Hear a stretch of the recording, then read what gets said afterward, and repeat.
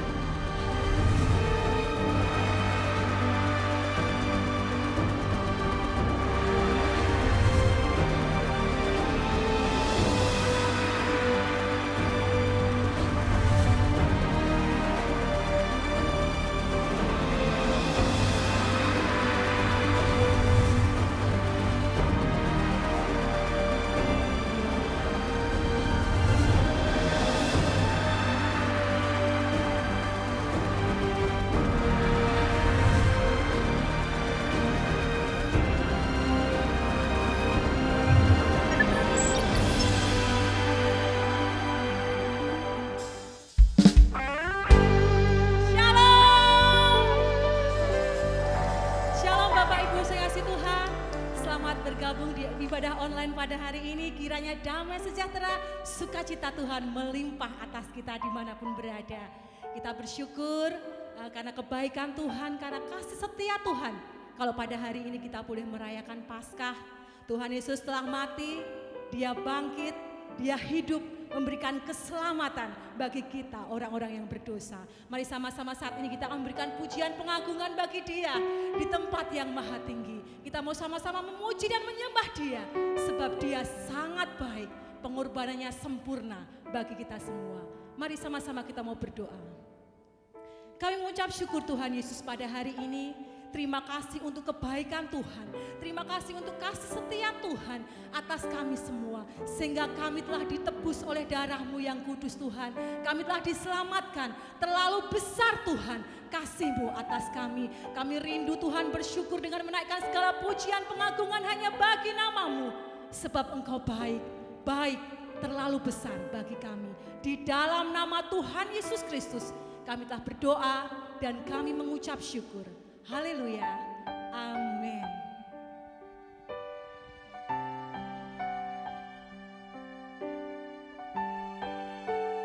Terlalu besar kasih Tuhan bagi kita.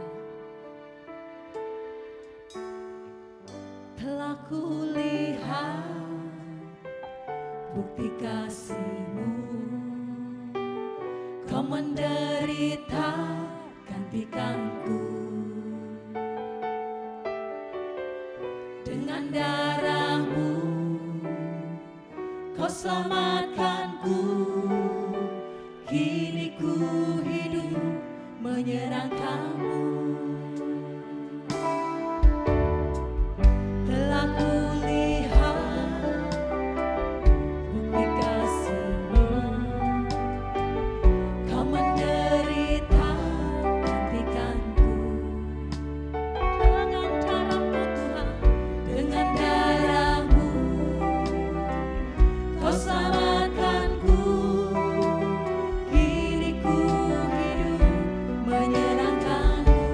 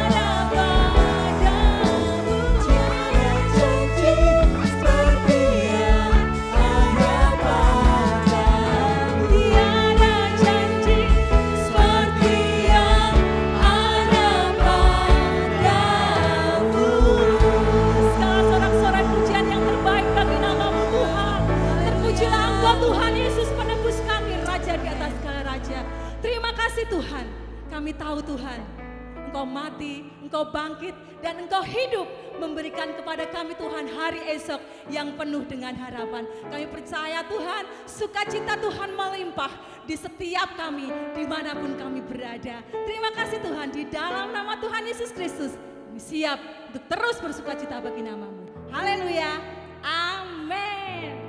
Sebab Dia hidup, ada hari esok. Dia menjanjikan kemenangan, sebab keselamatan telah kita terima. Haleluya.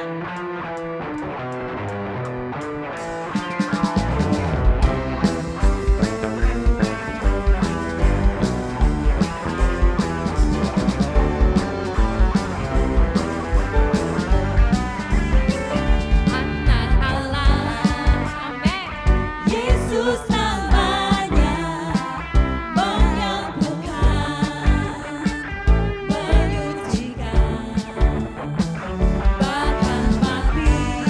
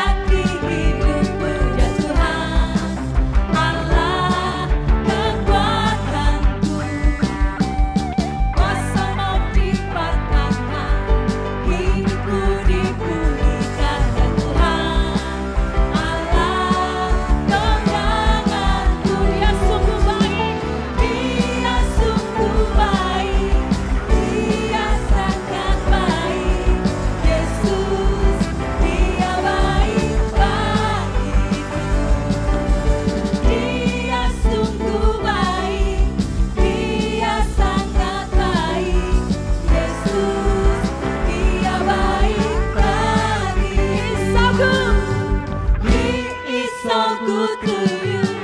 He is so good to me. Jesus, He's so good to you and me. He is so good to you. He is so good to me. Jesus, He's so good to you and me. Jesus, He's so good to you and me. Jesus, He's so good to you. He's so good to me. He's so good to you and me. Haleluya. Kau baik bagi kami semua Tuhan. Terima kasih Tuhan. Kami bersyukur Tuhan untuk segala kebaikan Tuhan dalam kehidupan kami. Sebentar Tuhan kami akan mendengarkan firman-Mu. Kiranya kebenaran yang sebentar akan kami dengarkan boleh senantiasa menjadi penghiburan dan kekuatan buat kami. Mengingat betapa besar pengorbanan Tuhan, betapa sungguh indah kasih Tuhan dalam kehidupan kami. Dan tidak terbatas oleh apapun juga. Terima kasih Tuhan. Terima kasih Yesus.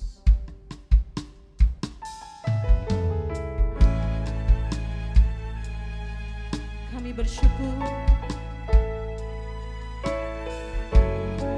Kami bersyukur. Kemanakah aku dapat pergi, menjauhi Roh-Mu yang suci, Kau sahabat.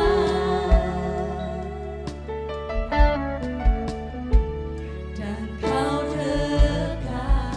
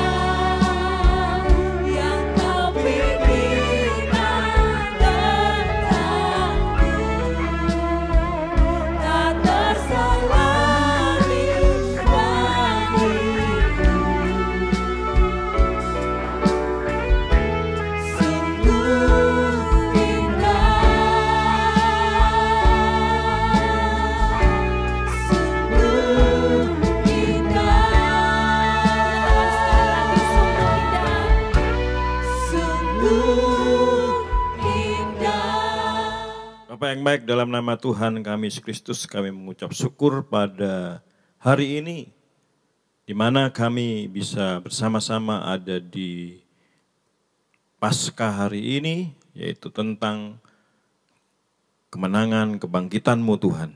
Dan hari ini kami mengucap syukur atas Allah yang hidup, Yesus Kristus, yang memberikan kemenangan bagi kami semuanya. Dan kami menyerahkan pemberitaan firman-Mu pada hari ini, hanya di dalam nama Tuhan kami Yesus Kristus. Haleluya. Amin. Salam, Bapak, Ibu, dan saudara yang kasih Tuhan. Puji Tuhan kita bisa berjumpa kembali di hari Paskah ini. Hari kebangkitan Tuhan Yesus, hari kemenangan bagi kita bersama-sama di dalam Tuhan kita Yesus Kristus yang kita percayai. Sebagai Allah yang hidup, Allah yang telah bangkit, memberikan kemenangan atas kita semuanya. Hari ini kita akan belajar satu tema tentang salib Yesus. Kita akan belajar tentang arti salib Yesus bagi saya dan saudara pada hari ini. Saudara kasih Tuhan, kata Yunani dari kata salib ditulis dengan kata stauros, sedangkan dalam bahasa Latin dipakai dengan kata kruk, yang memiliki dua arti. Arti yang pertama adalah kayu balok yang didirikan dengan tegak. Sedangkan arti yang kedua adalah kayu balok sebagai alat untuk menghukum mati seseorang. Di dalam Alkitab kita, di dalam Perjanjian Baru, kayu balok adalah untuk menghukum mati seseorang. Salib berarti alat untuk menghukum mati seseorang. Hukuman salib ini dimulai dari suatu peristiwa pencambukan yang dilakukan terhadap terhukum sebelum si terhukum itu disalib. Dalam peristiwa Tuhan Yesus Kristus, cambuk yang digunakan adalah cambuk model Romawi yang memiliki banyak tali dan setiap tali terdapat beberapa timah, besi dan tulang yang sangat runcing. Sehingga pada saat waktu dicambukkan maka menyebabkan akan banyak daging atau kulit yang ikut tercabut. Dan ini menimbulkan rasa sakit yang luar biasa.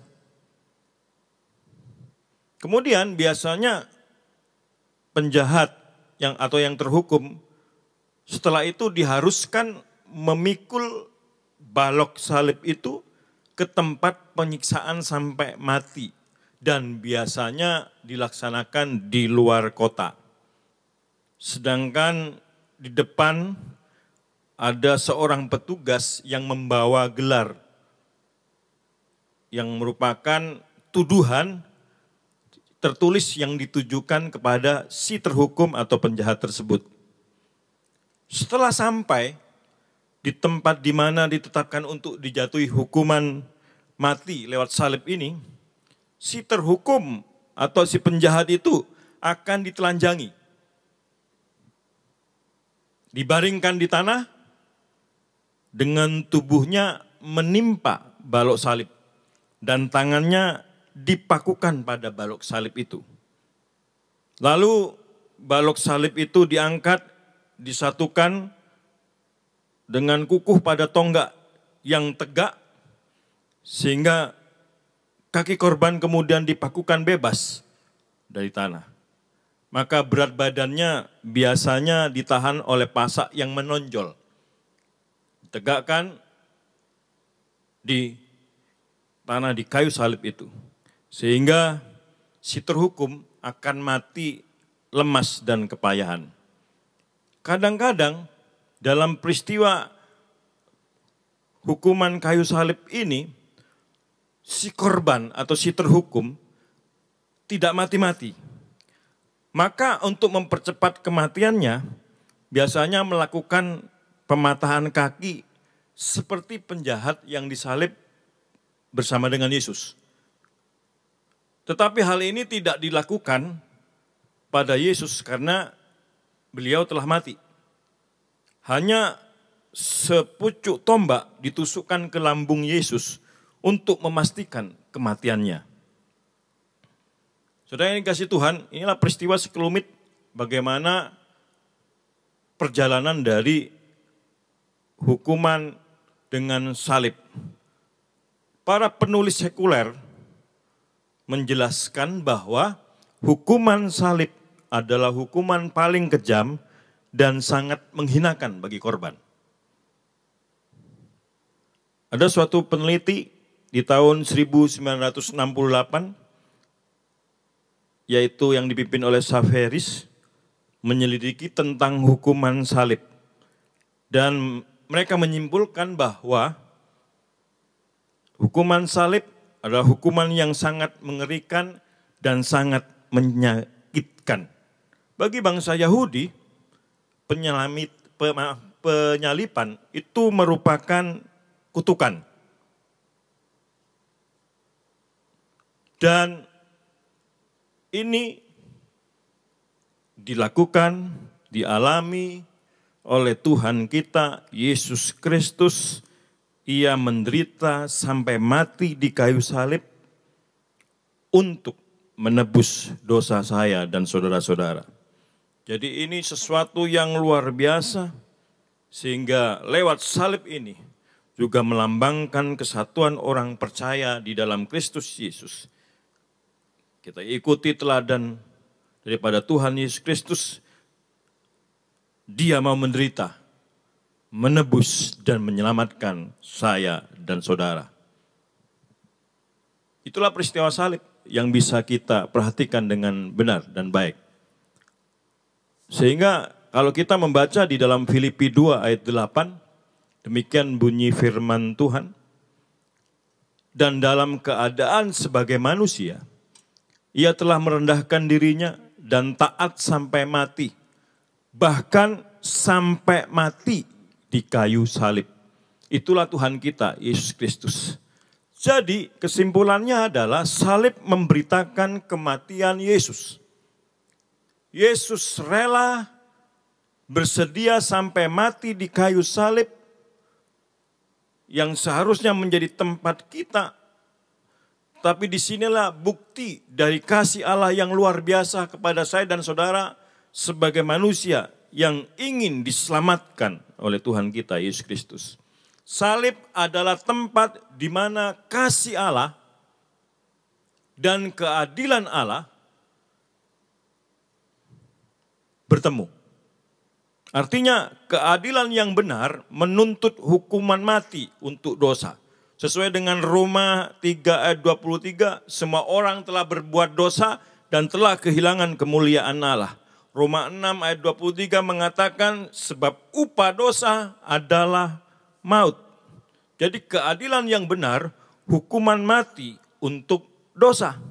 Dan penumpahan darah Kristus di kayu salib menjelaskan tentang begitu besarnya kasih Allah kepada kita manusia.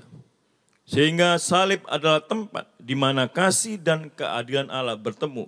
Dan itu semuanya dilakukan hanya untuk saya dan saudara sebagai orang-orang yang percaya kepada Dia. Terima kasih Tuhan, jemaat yang kami kasih dalam Tuhan, banyak peristiwa-peristiwa yang terjadi di sekitar kita yang menjelaskan kadang menjadi sesuatu yang unik, menarik kita perhatikan. Banyak sekali aksesoris salib ada di mana-mana, di rumah kita, di badan kita, atau di tempat-tempat tertentu kita bisa lihat. Dan ini sebenarnya bukan menjelaskan keimanan kita lebih sungguh lagi kepada Yesus. Ada suatu peristiwa seperti ini, Bapak, Ibu, dan saudara yang kasih Tuhan.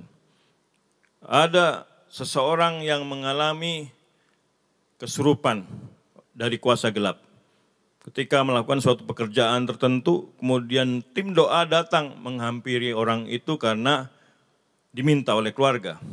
Kemudian tim doa ini mendoakan bapak itu yang sedang kesurupan, dan apa yang terjadi?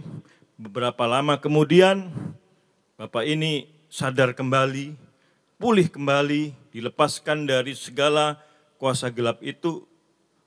Dan luar biasanya adalah, dan uniknya adalah, Bapak itu memakai kalung salib. Ketika dia dilepaskan tersadar dari kondisinya, Bapak itu berkata dengan bangganya, saya nanti setelah ini akan beli salib yang lebih besar lagi. Dan saya akan pakai menjadi kalung. Salah seorang bertanya, buat apa Pak? Agar kuasa gelap takut dengan salib ini. Karena salib ini saya akan beli lebih besar lagi. Terus pendoa itu berkata, Pak, setan itu tidak takut dengan kalung salib. Setan itu tidak takut dengan aksesoris salib.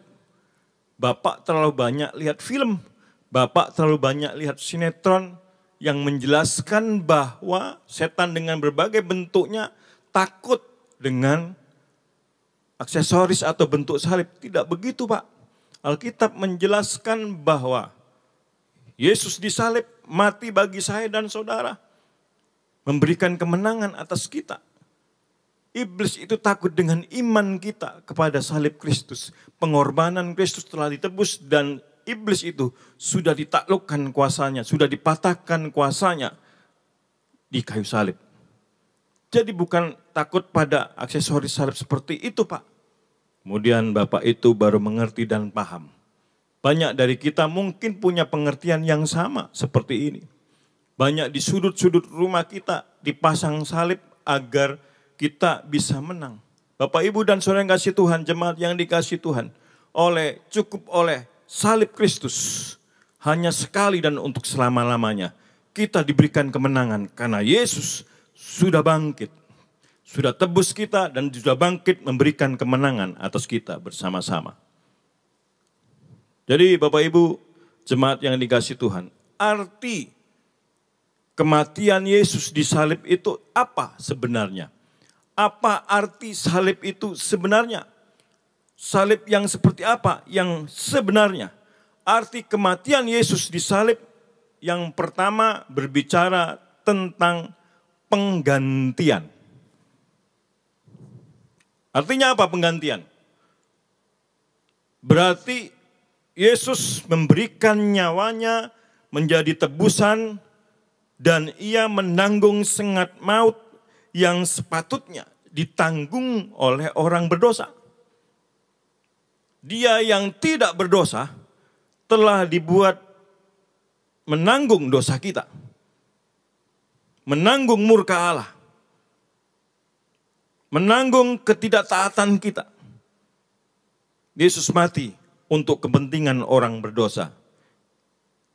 Ia mati di tempat yang seharusnya adalah kita. Jadi jemaat yang dikasih Tuhan Bapak Ibu semuanya, inilah arti salib yang pertama, arti kematian Yesus di salib yang pertama, yaitu sebagai penggantian. Dia menggantikan kita, orang yang berdosa. Dia menanggung sengat maut, dia menanggung dosa-dosa kita yang seharusnya kita yang menanggungnya, tapi Yesus yang menggantikannya. Terpujilah nama Tuhan. Itu yang pertama. Yang kedua, arti kematian Yesus di salib berbicara tentang penebusan. Ditebus dari hukuman dosa, saya dan saudara. Ditebus dari kuasa maut, saya dan saudara. Dan ditebus dengan harga yang lunas dibayar. 1 Korintus 6 ayat 20 menjelaskan, kita telah dibeli dan harganya telah lunas dibayar. Kita telah dibeli dan harganya telah lunas dibayar oleh penyalipan, oleh penebusan Kristus. Jadi Bapak Ibu dan saudara yang kasih Tuhan, kita ditebus itu seumpama orang yang jual beli di pasar. Saya kasih perumpamaan seperti itu biar mudah dipahami. Jadi umpamanya di pasar ada seorang ibu-ibu menjual, anggap aja ini ikan guramelah. Harganya 100.000 satu ekor. Kira-kira seperti itu ceritanya. Kemudian datang anak muda. Ibu, ini harga guramenya berapa? Si ibu itu jawab, oh ini harganya 100.000 nak. Anak muda itu tawar. Ibu boleh enggak 50.000? Maka ibu itu mengatakan tidak boleh anak muda. Tetap 100.000. 80.000 ya bu? 100.000. 90.000 ya bu? 100.000. Terjadi tawar menawar cukup lama, akhirnya deal harganya tetap 100.000. Maka anak muda itu membayar dengan uang 100.000. Saudara yang kasih Tuhan, ketika dibayar uangnya 100.000 kepada ibu itu, berarti terjadi penebusan. Ikan itu ditebus dengan harga jualnya 100.000. Tebus. Kemudian ikan gurame itu menjadi milik anak muda itu.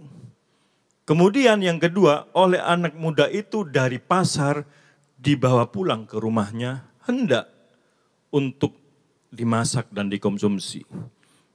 Bapak, Ibu, dan saudara yang kasih Tuhan. Dari peristiwa penebusan ini terjadi dua hal penting. Yang pertama, terjadi perpindahan kepemilikan. Dulu milik si ibu itu ketika ditebus maka menjadi milik anak muda. Terjadi perpindahan hak kepemilikan. Terjadi perpindahan hak kepemilikan, ini penting. Jadi dulu kita milik dosa, kita hamba dosa, kita ada dalam kuasa maut. Ketika ditebus apa yang terjadi, kita menjadi anak Allah. Kita tidak lagi ada dalam kuasa maut, kita tidak lagi ada dalam kematian kekal, tapi kita memiliki hidup kekal bersama dengan Tuhan. Sebab terjadi perpindahan kepemilikan dari penebusan. Yang kedua dari penebusan yang terjadi adalah perpindahan tempat.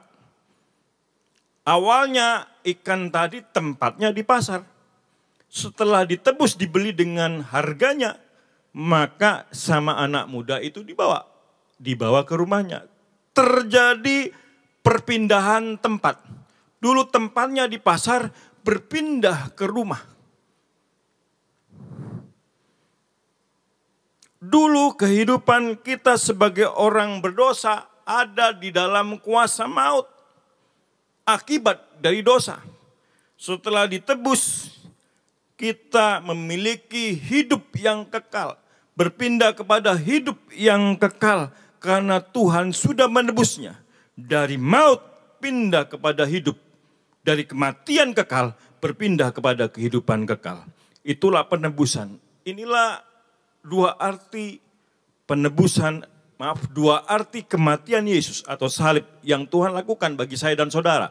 Yang pertama berbicara tentang penggantian, yang kedua berbicara tentang penebusan. Terpujilah nama Tuhan. Puji Tuhan Bapak Ibu dan saudara yang kasih Tuhan.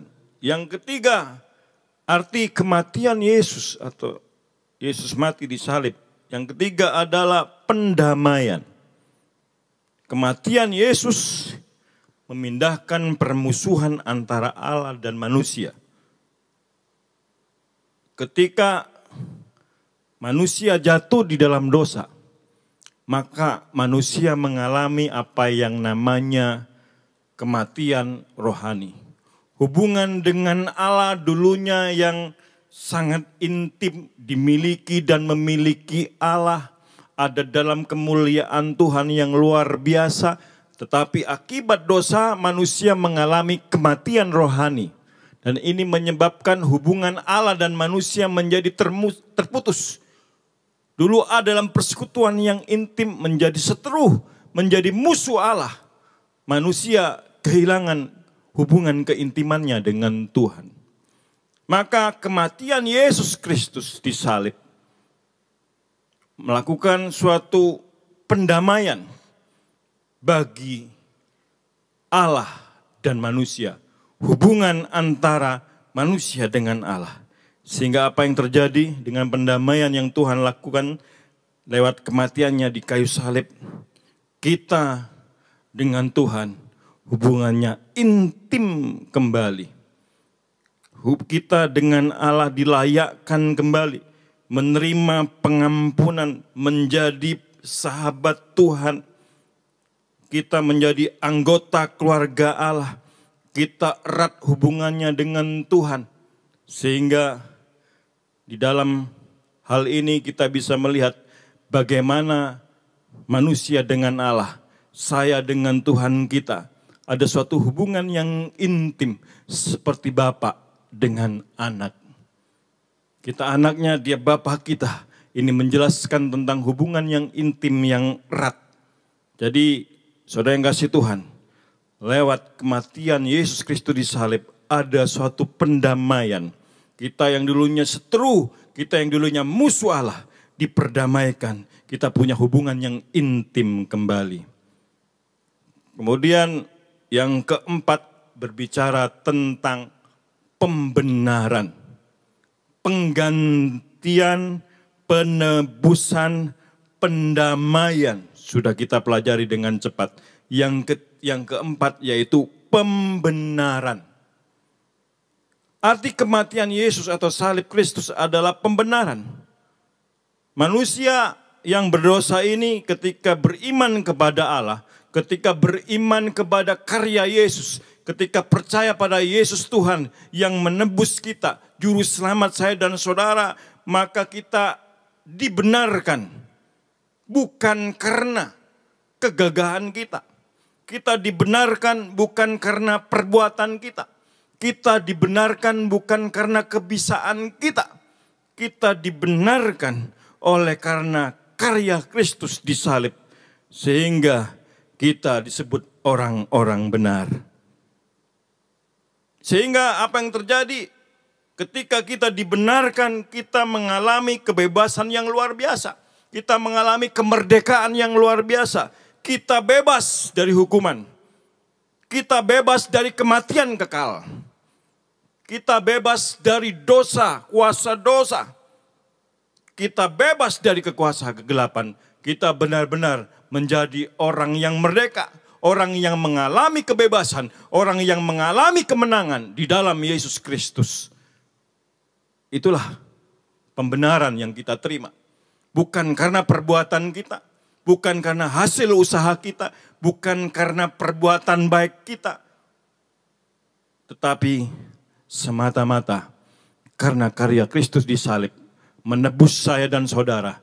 Membenarkan saya dan saudara oleh kasih-Nya yang luar biasa. Jadi itu Bapak Ibu dan saudara yang kasih Tuhan. Arti kematian Yesus. Arti salib bagi saya dan saudara. Penggantian yang pertama, yang kedua penembusan, yang ketiga pendamaian, yang keempat pembenaran. Lantas bagaimana kita bisa menerima kehidupan yang dijanjikan ini? Saya akan bacakan bagaimana kita bisa menerima kehidupan yang dijanjikan ini di dalam Roma 10 ayat 9 sampai 10 yang berbunyi seperti ini. Sebab jika kamu mengaku dengan mulutmu bahwa Yesus adalah Tuhan dan percaya dalam hatimu bahwa Allah telah membangkitkan Dia dari antara orang mati, maka kamu akan diselamatkan. Karena dengan hati orang percaya dan dibenarkan, dan dengan mulut orang mengaku dan diselamatkan. Bagaimana kita menerima kehidupan yang dijanjikan ini? Berdasarkan ayat ini menjelaskan kepada saya dan saudara, hati kita percaya sepenuhnya kepada Tuhan Yesus sebagai Tuhan dan Juru Selamat kita secara pribadi. Hati percaya, kemudian mulut mengaku Yesus adalah Tuhan dan Juru Selamat satu-satunya. Yesus yang mana? Yesus yang sudah mati bagi kita, Dia bangkit bagi kita, dan Dia naik ke surga. Hati kita percaya, mulut kita mengaku.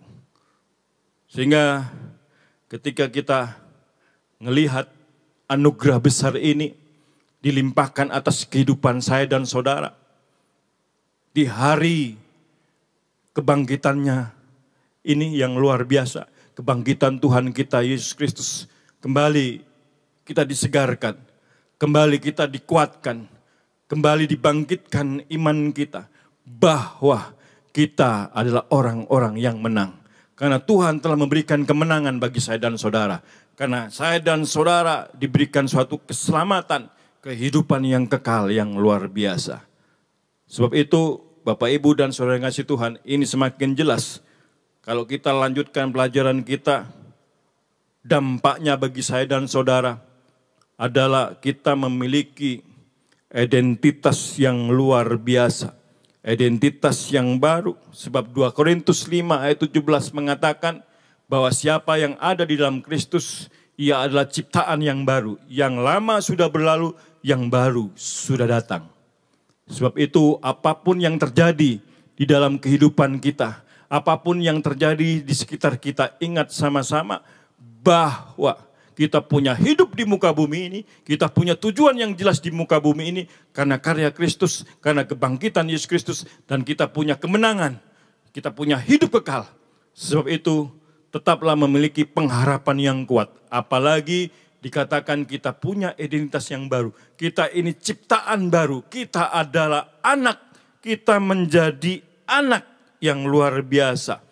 Bapak, Ibu, dan saudara yang kasih Tuhan. Orang yang sudah dibebaskan, orang yang sudah dimerdekakan, orang yang sudah diampuni oleh penebusan Kristus, oleh karya Yesus di salib, diangkat menjadi anaknya. Di dalam Galatia 4 ayat 7 menjelaskan, jika kamu bukan lagi hamba, melainkan anak, maka kamu juga adalah ahli-ahli waris oleh Allah. Kita bukan lagi hamba dosa. Kita tidak lagi dikuasai oleh kuasa maut, melainkan kita adalah anak. Kita ini adalah ciptaan baru. Kita ini adalah anak yang memiliki hak waris kerajaan surga.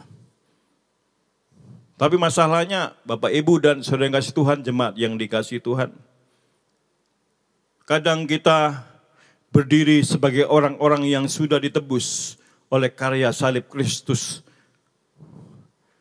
Kita yang sudah punya identitas anak, tapi kadang mentalitas kita, sikap kita bukan sikap anak. Kita kadang tetap ada dalam kehidupan mentalitas dan sikap hati seorang hamba, seorang budak dalam hal ini. Mari. Kita, identitas kita anak, tapi mentalitas kita anak. Sikap kita juga anak, bukan budak. Berpikir seperti anak, bukan budak. Hanya orang yang berpikir berhati budak akan diperbudak oleh dosa. Akan diperbudak oleh kebiasaan buruk. Akan diperbudak oleh kekecewaan. Akan diperbudak oleh kekhawatiran. Khawatir itu alamiah. Semua orang pasti mengalami kekhawatiran. Semua orang pasti pernah mengalami apa yang namanya stres. Semua orang pasti akan mengalami yang namanya keresahan. Apalagi di hari-hari ini. Bahwa penyakit COVID-19, belum lagi tekanan yang lainnya. Maklumlah kita sebagai manusia punya mungkin keresahan, punya mungkin kekhawatiran, punya mungkin ketakutan. Tapi dengar baik-baik. Meskipun itu natur manusia, tapi dijelaskan bahwa mental kita anak. Karena identitas kita anak, bukan budak. Bisa itu terjadi, tapi janganlah kita berlarut-larut dan kalah karena itu. Karena Tuhan telah memberikan kemenangan, Dia telah bangkit memberikan kemenangan atas saya dan saudara. Berpikirlah seperti anak. Berhatilah seperti anak. Jangan berpikir berhati seperti budak. Identitas anak tapi mikirnya seperti budak. Identitas anak tapi mikirnya hatinya seperti budak. Masih diperbudak kebiasaan buruk. Masih diperbudak oleh kekhawatiran. Masih diperbudak oleh ketakutan. Masih diperbudak oleh sakit hati. Masih diperbudak oleh keresahan. Yudas Iskariot contohnya. Kurang apa dia? Dia bersama Yesus 3 tahun setengah. 3 tahun setengah. Kalau kita andaikan hari ini dia retreat, dia camp sama Tuhan Yesus 3 tahun setengah. Kita paling banter 3,5 hari. 3 hari 2 malam, dia 3,5 tahun. Kurang apa? Kurang ajar saudara. Dia matinya aja bunuh diri. Kenapa? Karena diperbudak oleh cinta uang. Padahal dia bersama Yesus. Setiap hari bersama Yesus. Tapi tetap diperbudak oleh cinta uang. Ayo kita contoh tokoh-tokoh Alkitab yang lain yang lebih bijak dan lebih luar biasa hatinya. Mari hari ini menjadi orang-orang yang sudah ditebus dan diselamatkan lewat kematian Yesus di salib yang telah memberikan kemenangan atas saya dan saudara.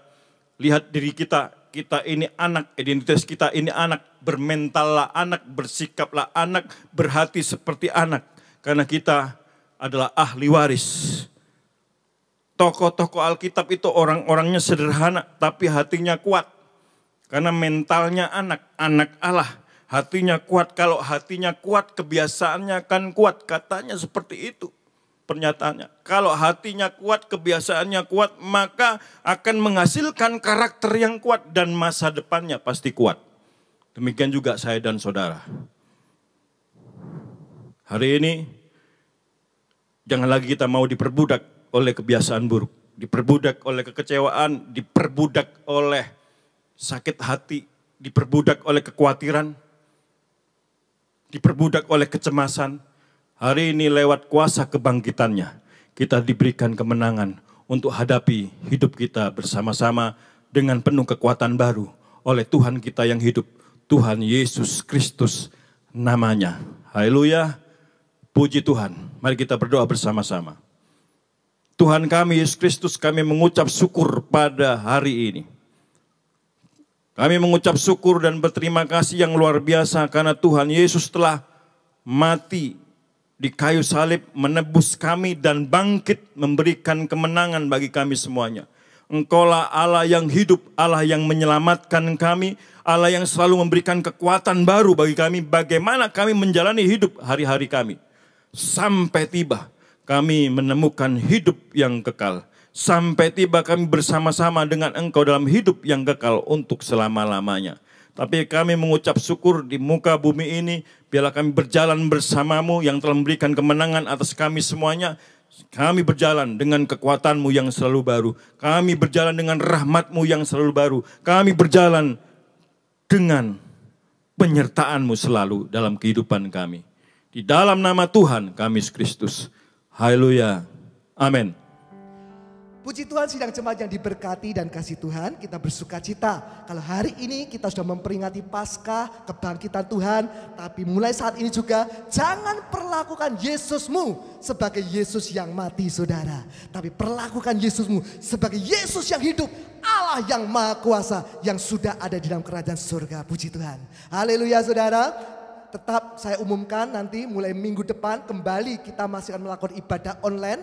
Jadi minggu depan tanggal 19 April tahun 2020 kita masih beribadah online seperti hari ini saudara. Untuk itu mari kita mempersiapkan hati kita, tubuh, jiwa dan roh kita untuk benar-benar menikmati hadirat Allah. Sekalipun kita mungkin terpisah jarak saudara, tapi kita percaya Tuhan hadir dimanapun kau berada. Dan di situ Anda bisa merasakan lawatan Allah yang luar biasa melalui ibadah online ini. Anda akan menerima berkat Tuhan, Anda akan menerima kekuatan Allah, dan yakin percayalah badai ini akan segera berlalu. Anda akan tampil sebagai pemenang.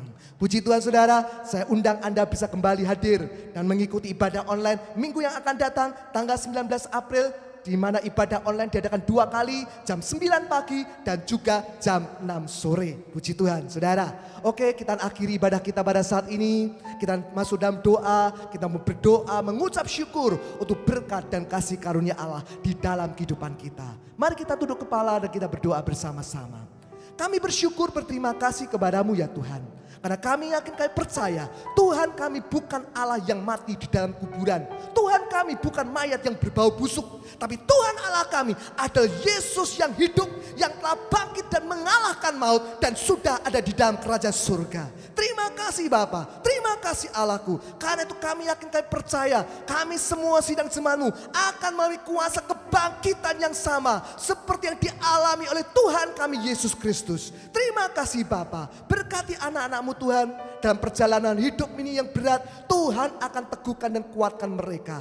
Berkat yang bekerja, berkat yang berusaha, berkat yang mengalami kesusahan ekonomi, Tuhan akan peliharakan mereka seperti janda Sarfat. Tuhan akan memberkati tiap anak-anak sekolah dan kuliah dengan masa depan yang indah dan hari depan yang cerah. Dan Tuhan akan memberkati rumah tangga dan keluarga kami dengan damai sejahtera dan kasih mesra dari surga. Terima kasih ya Bapa. Dan sebentar kami mengakhiri persekutuan ini, mengakhiri ibadah pada hari ini. Kami percaya Tuhan akan memberkati dan menyertai kami dengan berkat-berkat yang berkelimpahan dari Allah. Karena itu mari kita menerima berkat Allah bersama-sama. Biarlah berkat rahmat Allah Bapa, cinta kasih kemurahan Tuhan Yesus Kristus, serta persekutuan dari Roh Kudus menyertai sidang jemaat sekalian mulai saat ini sampai Maranatha Tuhan Yesus Kristus datang kembali yang kedua kalinya. Di dalam nama Tuhan Yesus Kristus kami mengucap syukur, kami berdoa. Kiranya Engkau memberkati aku berlimpah-limpah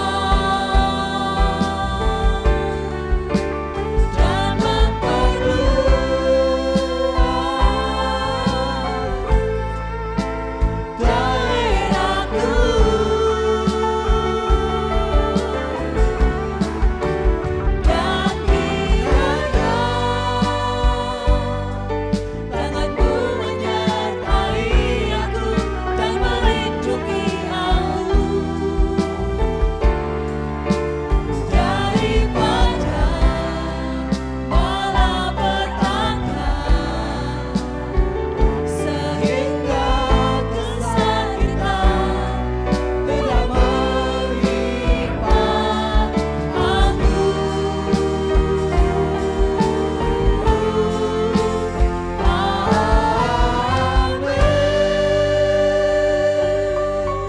Memberkati Anda semua.